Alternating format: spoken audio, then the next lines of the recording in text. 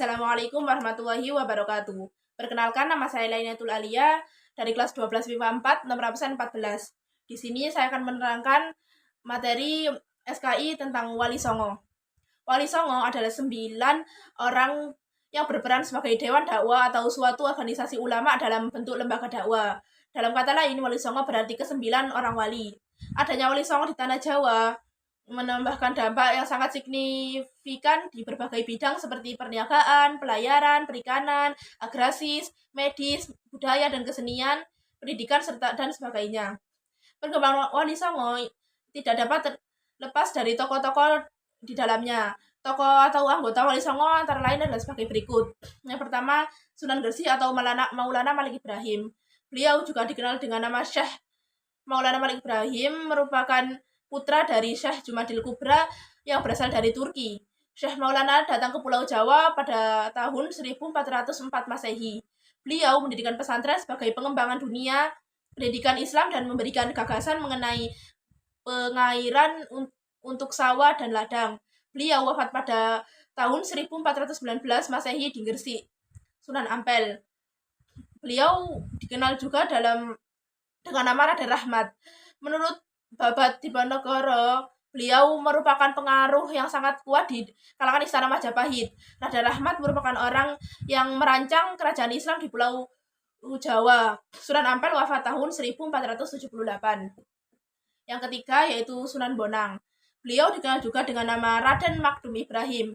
Beliau diperkirakan lahir sekitar tahun 1465 Masehi dan dianggap sebagai pencipta gending pertama untuk mengembangkan agama Islam di pesisir utara Jawa Timur. Selain itu, pada pesantren juga didirikan di Tuban.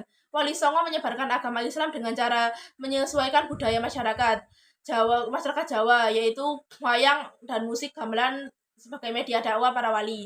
Oleh sebab itu, Raden Makdum Ibrahim menciptakan tembang atau lagu gamelan berjudul Tembang Durma.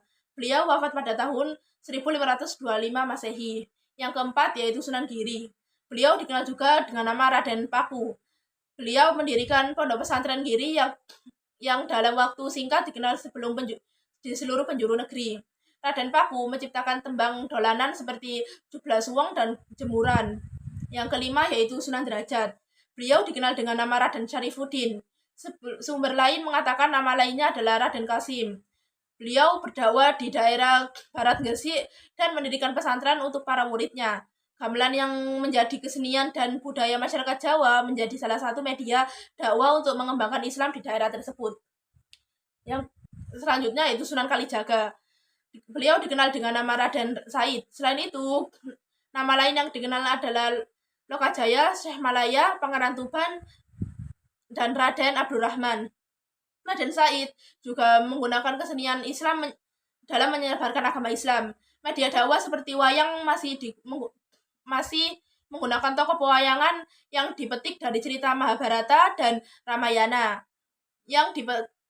Tetapi tetap disisipkan ajaran agama Islam. Hal tersebut bertujuan untuk memasukkan nilai-nilai Islam secara perlahan pada masyarakat Jawa saat itu yang masih menganut agama Hindu dan Buddha. Selanjutnya yaitu Sunan Kudus. Beliau menyebarkan agama Islam di daerah Kudus dan sekitarnya. Dengan luasnya ilmu yang dimilikinya, Sunan Kudus dijuluki sebagai wali ya al-ilm. Beliau membangun masjid di daerah Loran pada tahun 1549 Masehi yang dikenal dengan Masjid Menara Kudus.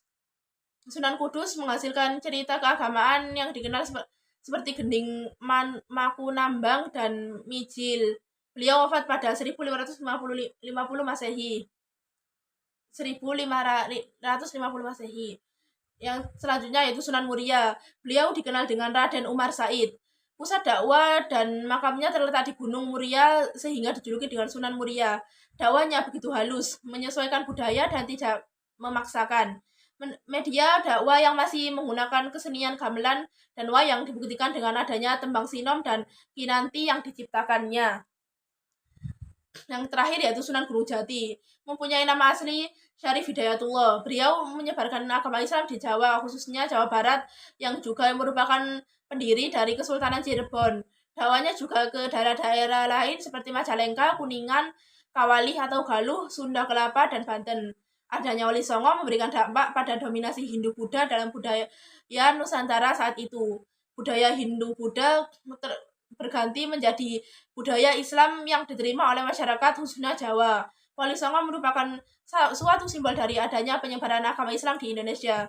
Itu saja yang dapat saya jelaskan, kurang lebihnya mohon maaf.